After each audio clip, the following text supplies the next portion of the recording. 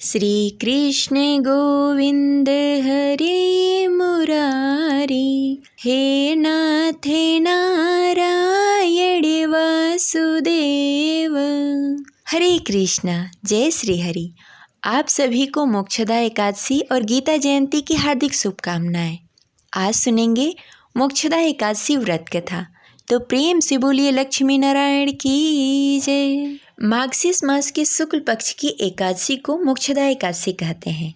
हिंदू शास्त्रों में मोक्षदा एकादशी का विशेष महत्व बताया गया है। मोक्षदा एकादशी के दिन व्रत रखने से व्यक्ति के सारे पाप मिट जाते हैं और मोक्ष की प्राप्ति होती है। साथ ही उनके पितरों को पुण्य मिलता है। माना जाता है कि महाभारत काल में भगवान श्री कृष्ण ने अपने परम मित्र अर्जुन को इसी दिन गीता का उपदेश दिया था, इसलिए इस दिन गीता जयंती भी मनाई जाती है।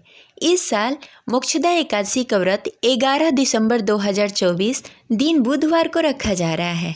मोक्षदा एकादशी का व्रत एकादशी व्रत कथा के बिना अधूरा माना जाता है। तो चलिए सुनते हैं मोक्षदा एकादशी व्रत कथा। तो प्रेम से बोलिए लक्ष्मी नारायण की जय। जय श्री हरि। कथा शुरू करने से पहले इस वीडियो को लाइक कर दीजिए और कमेंट बॉक्स में लिखिए हरे कृष्णा।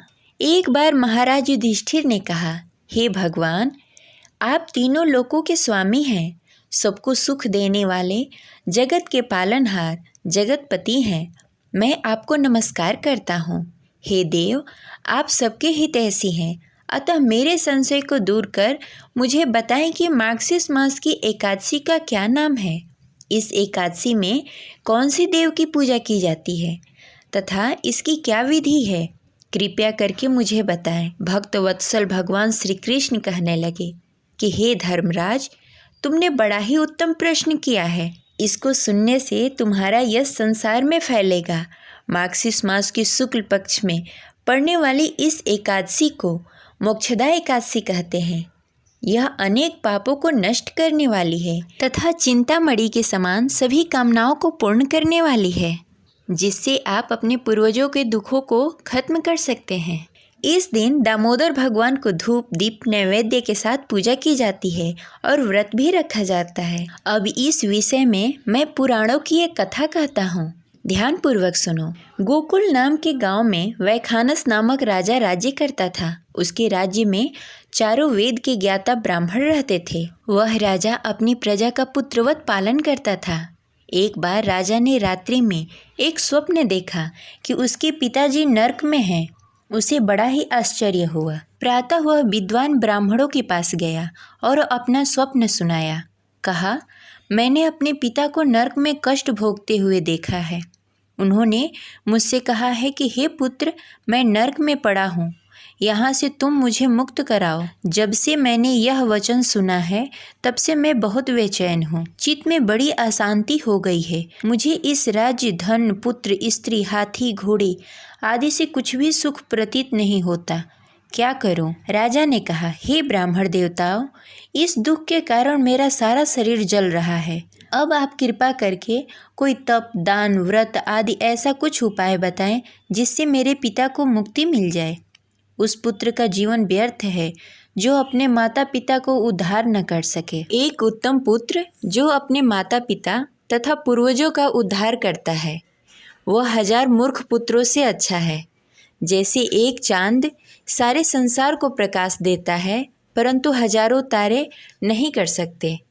ब्राह्मणों ने कहा, हे राजन, यहाँ पास ही भूत भविष्य वर्तमान के ज्ञाता पर्वत ऋषि का आश्रम है। आपकी समस्या के हल वे जरूर बताएंगे। ऐसा सुनकर राजा मुनि के आश्रम में गए। यथा योग्य अभिवादन के पश्चात अपनी चिंता का कारण बताया। पर्वत मुनि ने अपनी ध्यान साधना से राजा के पिता के पाप कर्मों को जान लिया।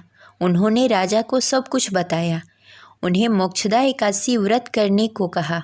मुनि बोले, हे राजन, आप मार्गशीर्ष मास की एकादशी का उपवास करें और उस उपवास के पुण्य को अपने पिता को संकल्प करके दे दें। इसके प्रभाव से आपके पिता का अवश्य ही मुक्ति हो जाएगा।